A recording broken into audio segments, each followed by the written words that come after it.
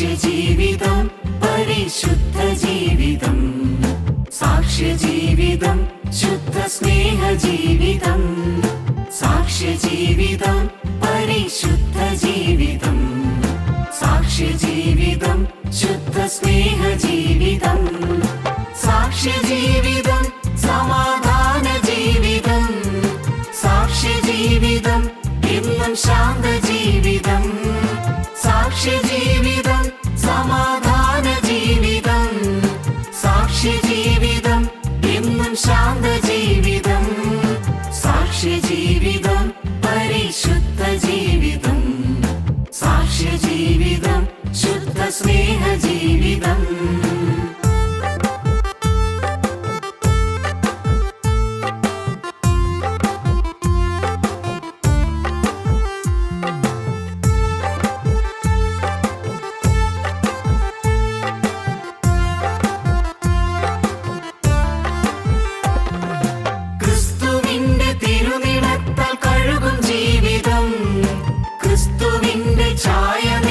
സാക്ഷ്യജീവിതം ക്രിസ്തുവിന്റെ തിരുനിഴത്താൽ കഴുകും ജീവിതം, ക്രിസ്തുവിന്റെ ഛായ നേടും സാക്ഷ്യജീവിതം, ക്രിസ്തുവിന്റെ വരവിനായി നോക്കി പാർത്തിടും പ്രത്യാശയേറും ജീവിതമേ സാക്ഷ്യജീവിതം, ക്രിസ്തുവിന്റെ വരവിനായി നോക്കി പാർത്തിടും പ്രത്യാശയേറും ജീവിതമേ സാക്ഷ്യജീവിതം, സാക്ഷ്യജീവിതം പരിശുദ്ധ ജീവിതം, സാക്ഷ്യജീവിതം ശുദ്ധ സ്നേഹജീവിതം, സാക്ഷ്യജീവിതം പരിശുദ്ധ ജീവിതം, സാക്ഷ്യജീവിതം ശുദ്ധ സ്നേഹജീവിതം, സാക്ഷ്യജീവിതം സമാധാന ജീവിതം, സാക്ഷ്യജീവിതം എന്നും ശാന്ത ജീവിതം,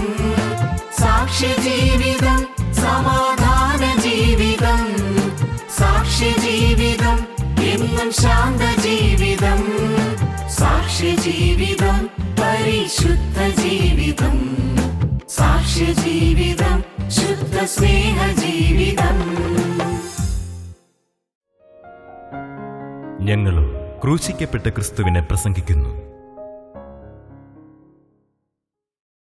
ദൈവത്തിന് സ്തോത്രം. നമുക്ക് തിരുവചനത്തിൽ നിന്ന് ചില വാക്യങ്ങൾ വായിക്കാം. 69-ാം സങ്കീർത്തനം 20-21 വാക്യങ്ങൾ നമുക്ക് വായിച്ചു കേൾക്കാം. നിന്ന എൻ്റെ ഹൃദയത്തെ തകർത്തു, ഞാൻ ഏറ്റവും വിഷാദിച്ചിരിക്കുന്നു. വല്ലവനും സഹതാപം തോന്നുമോ എന്ന് ഞാൻ നോക്കിക്കൊണ്ടിരുന്നു, ആർക്കും തോന്നിയില്ല. ആശ്വസിപ്പിക്കുന്നവരുണ്ടോ എന്ന് നോക്കിക്കൊണ്ടിരുന്നു, ആരെയും കണ്ടില്ലതാനും. അവർ എനിക്ക് തിന്നുവാൻ കയ്പ് തന്നു, എൻ്റെ ദാഹത്തിന് അവർ എനിക്ക് ചൊറുക്ക കുടിപ്പാൻ തന്നു.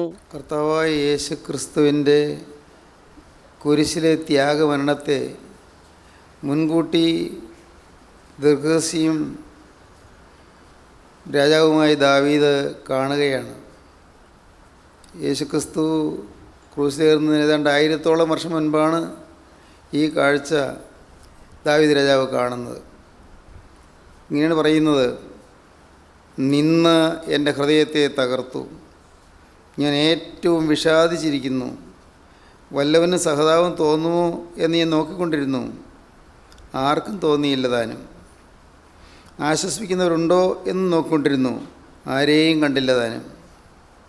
അവർ എനിക്ക് തിന്നുവാൻ കയ്പ് തന്നു, എൻ്റെ ദാഹത്തിന് അവർ എനിക്ക് ചൊറുക്ക കുടിപ്പാൻ തന്നു. 1000 വർഷങ്ങൾക്ക് ശേഷമാണ് ഈ പ്രവചനം നിറവേറുന്നത്. എത്ര അത്ഭുതകരമായിട്ട് പ്രവാചകൻ ആ കാര്യം പറഞ്ഞിരിക്കുന്നു. ദൈവത്തിൻ്റെ പരിശുദ്ധാത്മാവ് മുൻകൂട്ടി പറഞ്ഞിരിക്കുകയാണ് കർത്താവായ യേശുക്രിസ്തുവിൻ്റെ ക്രൂശമരണത്തെക്കുറിച്ച്. 22-ാം സങ്കീർത്തനം തുടങ്ങുന്നത് തന്നെ എൻ്റെ ദൈവമേ, എൻ്റെ ദൈവമേ, നീ എന്നെ കൈവിട്ടതെന്ത് എന്ന വാക്യമാണ്. എൻ്റെ ദൈവമേ, എൻ്റെ ദൈവമേ, നീ എന്നെ കൈവിട്ടതെന്ത്. കർത്താവ് ക്രൂശിൽ കിടന്ന് പറയുന്ന 4-ാമത്തെ തിരുവചനമാണ് ആ വാക്യം. അതും ദാവീദ് 1000-ഓളം വർഷം മുൻപ് കാണുകയും കേൾക്കുകയും പ്രവചിക്കുകയും ചെയ്തു. ദൈവത്തിന് സ്തോത്രം. യേശുക്രിസ്തു ജനിക്കുന്നതിന് 780 കൊല്ലം മുമ്പ് യെശയ്യാ പ്രവാചകൻ ഈ കാഴ്ച കണ്ടു. അതാണ് യെശയ്യാ പ്രവാചകൻ്റെ പുസ്തകം 63-ാം അധ്യായത്തിൻ്റെ 5-ാം വാക്യം. ഞാൻ നോക്കിയെങ്കിലും സഹായിപ്പാൻ ആരുമില്ലായിരുന്നു, ഞാൻ വിസ്മയിച്ചു നോക്കിയെങ്കിലും തുണപ്പാൻ ആരെയും കണ്ടില്ല. ഞാൻ നോക്കിയെങ്കിലും സഹായിപ്പാൻ ആരുമില്ലായിരുന്നു. ഞാൻ വിസ്മയിച്ച് നോക്കിയെങ്കിലും തുണപ്പാൻ ആരെയും കണ്ടില്ല. യേശുക്രിസ്തു ജനിക്കുന്നതിന് 500 വർഷം മുൻപ് സെഖരിയ പ്രവാചകൻ കണ്ടു, ഇടയൻ വെട്ടേറ്റു ആടുകൾ ചിതറിപ്പോയി എന്ന്. ദൈവത്തിന് സ്തോത്രം. സെഖരിയ പ്രവാചകൻ മുൻകൂട്ടി കണ്ടു കർത്താവായ യേശുക്രിസ്തുവിനെ ഒറ്റിക്കൊടുക്കുന്നത് 30 വെള്ളിക്കാശിനാണ് എന്ന്. കർത്താവായ യേശുക്രിസ്തു ഹോശന്ന സ്തുതികളിൽ മേൽ അധിരോഹണം ചെയ്ത് കഴുതുമേൽ വാഹനമേറി കർത്താവ് യെരൂശലേം ദേവാലയത്തിലേക്ക് പോകുന്ന കാഴ്ച സെഖരിയ പ്രവാചകൻ 500 വർഷം മുൻപ് കണ്ടു. അതാണ് പറയുന്നത്, സിയോൻ പുത്രീ ഭയപ്പെടേണ്ട, ഇതാ നിൻ്റെ രാജാവ് സൗമ്യനായി ചെറു കഴുതക്കുട്ടിമേൽ കയറി വരുന്നു എന്ന്. ഇതെല്ലാം മുൻകൂട്ടി പ്രവാചകൻ കാണുകയുണ്ടായി. പരിശുദ്ധാത്മാവ് എല്ലാം മുൻകൂട്ടി കാണിച്ചു തന്നു, മുൻകൂട്ടി പറഞ്ഞു തന്നു. ക്രിസ്തുവിൻ്റെ ക്രൂശാരോഹണം അതൊരു വലിയ ചരിത്ര സത്യമാണ്, അതൊരത്ഭുത വിഷയവുമാണ്.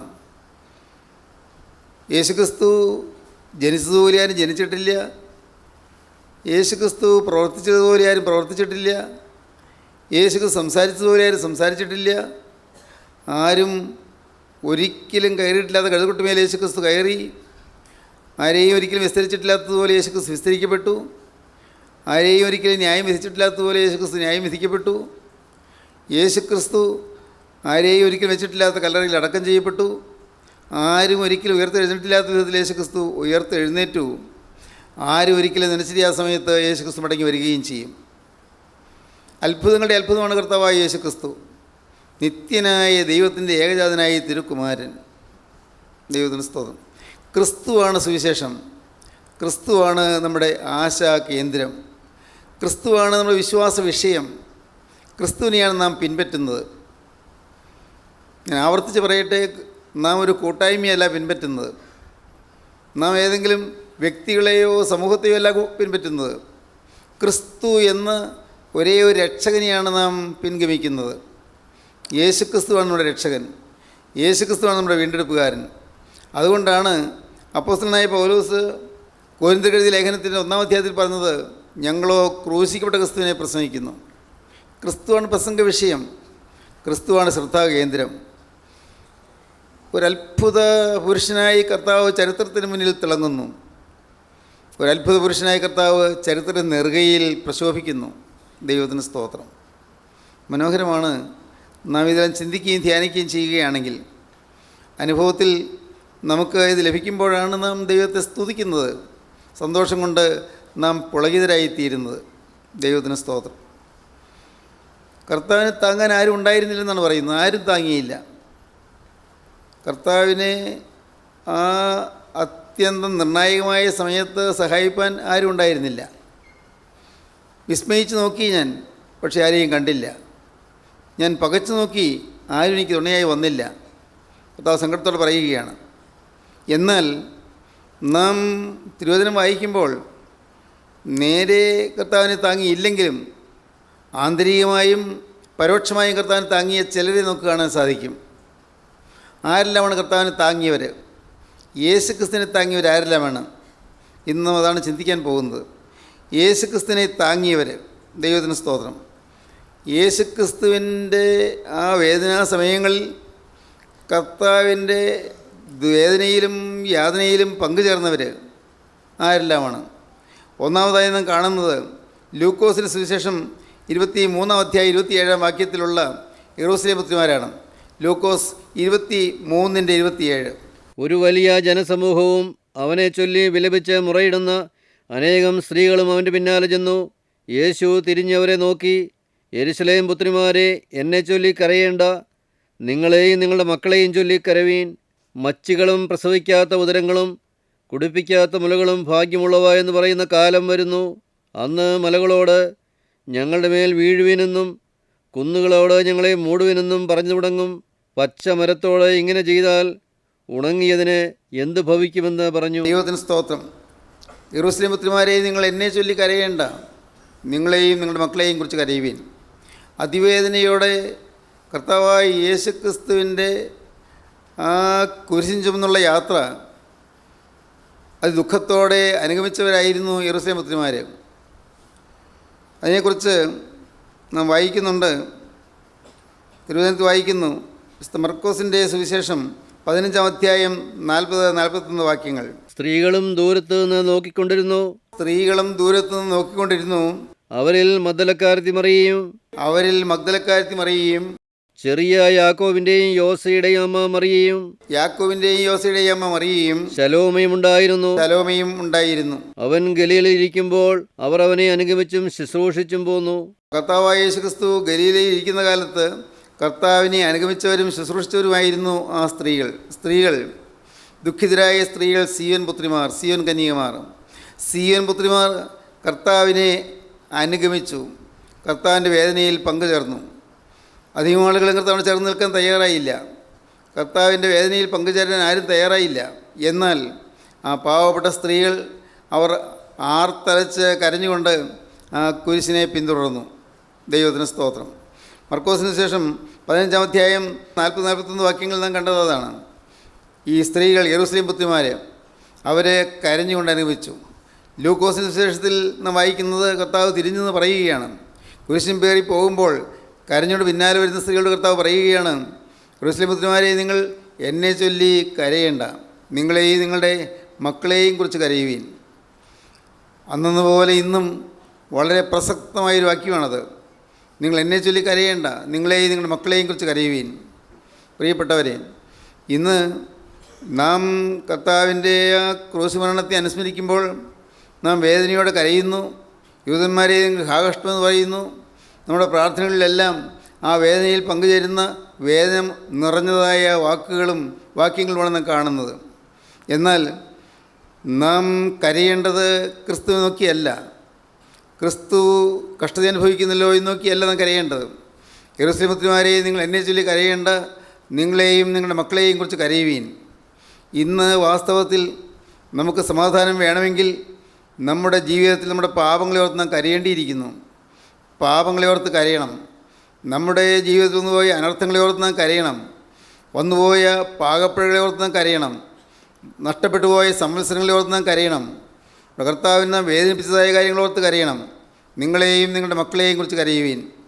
നമ്മുടെ വരുന്ന തലമുറ നാശത്തിലേക്ക് പോകുന്നതുകൊണ്ട് നാം കരയണം.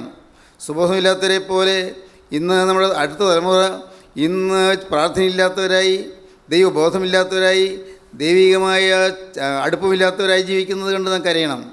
വരും തലമുറ ഇന്ന് ദൈവമില്ലാത്ത ഒരു തലമുറയായി പോകുന്നതുകൊണ്ട് നാം കരയണം. യെരൂശലേം പുത്രിമാരെ, നിങ്ങൾ എന്നെ ചൊല്ലി കരയേണ്ട, നിങ്ങളെയും നിങ്ങളുടെ മക്കളെയും ഓർത്ത് കരയുവീൻ. ദൈവത്തിന് സ്തോത്രം. പ്രിയപ്പെട്ടവരെ, ഇന്ന് ഈ വാക്കുകളെ ഞാൻ സംസാരിക്കുമ്പോൾ ഞാൻ വായിച്ച ചില പുസ്തകങ്ങളെല്ലാം എൻ്റെ മനസ്സിലേക്ക് ഓടി വരികയാണ്. ചില കാര്യങ്ങൾ ഇന്ന് സമൂഹത്തെ ഗ്രസിച്ചിരിക്കുന്ന ചില വിഷപ്പാമ്പുകൾ. എന്താണത്? ഇന്ന് സമൂഹത്തെ വിഴുങ്ങിയിരിക്കുകയാണ് വിഷപ്പാമ്പുകൾ. സമൂഹത്തിന് വിഷമേറ്റിരിക്കുകയാണ്. നമ്മുടെ യുവതലമുറയ്ക്ക് വിഷമേറ്റിരിക്കുകയാണ്. സുബോധം നഷ്ടപ്പെട്ടവരെ പോലെ മദ്യത്തിൻ്റെയും കഞ്ചാവിൻ്റെയും അടിമകളായി തീർന്നിരിക്കുകയാണ്. ഇന്ന് ഓരോ വിദ്യാലയങ്ങളുടെയും അടുത്ത് മടക്കടകളിലെല്ലാം സുലഭമായി കിട്ടുന്നതാണ് കഞ്ചാവ്. സുലഭമായി കിട്ടുന്നു. അതുപോലെ പാൻപരാഗ്, അതുപോലെ ഹാൻസ് മുതലായ ചില വിഷവസ്തുക്കൾ ഇന്ന് നമ്മുടെ ചെറുപ്പക്കാരെ കീഴടക്കിക്കൊണ്ടിരിക്കുകയാണ്. ഇൻ്റർനെറ്റിൻ്റെ സൗകര്യം വർദ്ധിച്ചതോടുകൂടി ചീത്ത പടങ്ങളുടെ പിന്നാലെ ചെറുപ്പക്കാർ പയക്കം പായുകയാണ്. ക്രിക്കറ്റിനോടുള്ളതായ പ്രേമവും ഫുട്ബോൾ കളിയോടുള്ള പ്രേമവും അതിൽ തന്നെ തെറ്റല്ല. പക്ഷേ കളി തെറ്റല്ല, സ്പോർട്സ് തെറ്റല്ല. പക്ഷേ ഇന്ന് സ്പോർട്സിൻ്റെയും ഗെയിംസിൻ്റെയും അടിമകളായി കുട്ടികൾ തീർന്നുകൊണ്ടിരിക്കുകയാണ്. അവരുടെ വിലപ്പെട്ട സമയം നഷ്ടപ്പെടുത്തിക്കൊണ്ടിരിക്കുകയാണ്. ജീവിതത്തിൽ നേടിയെടുക്കേണ്ടതായ അത്യുന്നതങ്ങളെ നേടാൻ സാധിക്കാതെ അനേകം യുവാക്കന്മാർ മോഹനമായ ശോഭനമായ ഭാവി നേടാവുന്നതായ അനേകം ചെറുപ്പക്കാർ ഇന്ന് ജീവിതം നശിപ്പിച്ചുകൊണ്ടിരിക്കുകയാണ്. പ്രിയപ്പെട്ടവരെ, വരും തലമുറയോർത്ത് നാം കരയണം. നമ്മുടെ കുടുംബങ്ങളെ ഓർത്ത് നാം കരയണം.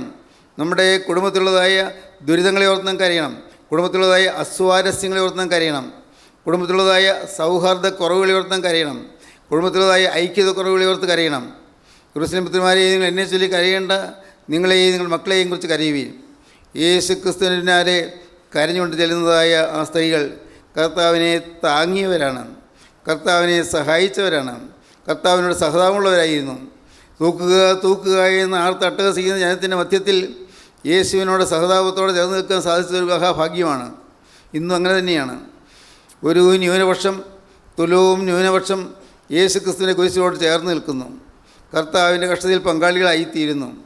കർത്താവിൻ്റെ നാമത്തിൽ അവമാനം സഹിക്കുന്നു. കർത്താവിൻ്റെ നാമത്തിൽ നിന്ന് സഹിക്കുന്നു.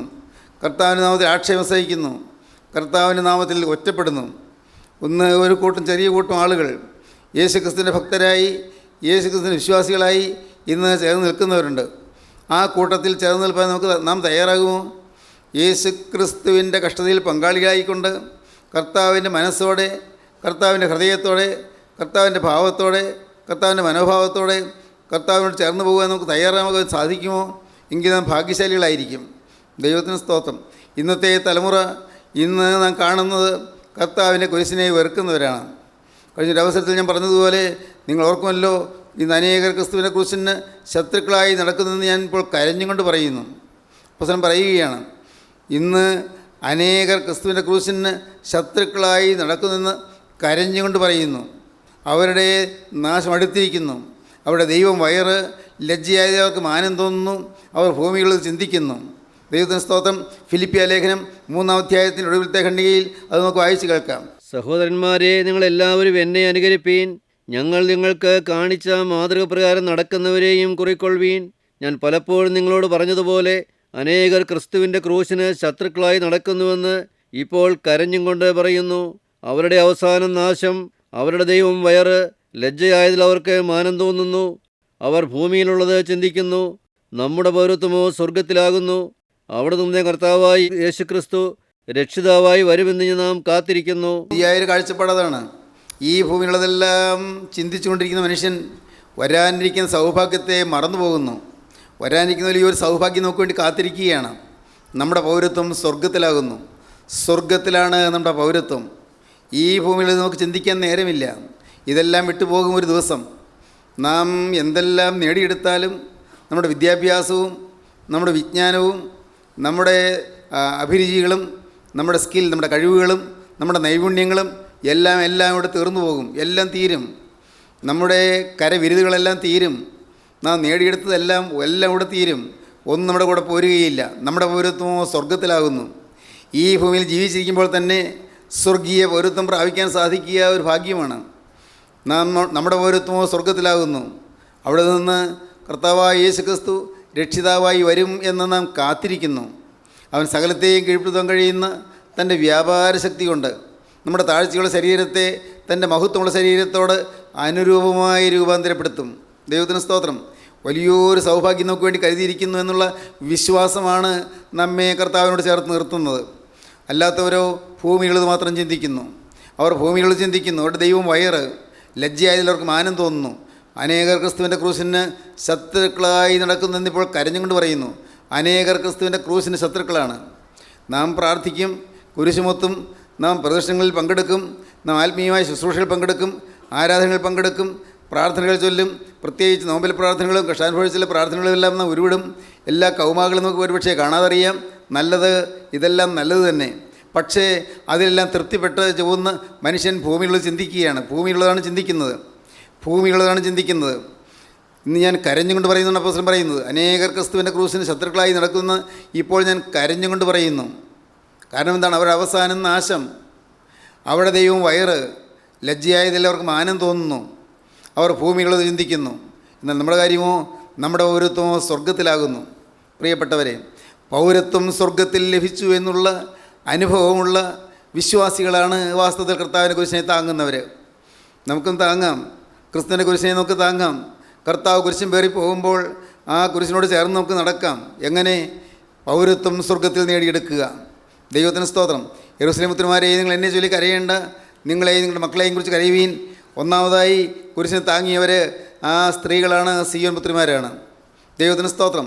കാരണം അവരറിഞ്ഞുകൊണ്ടല്ല, അവർ വലിയൊരു ശുഭകാര്യത്തിലാണ് അവർ പങ്കാളികളായി തീർന്നത്.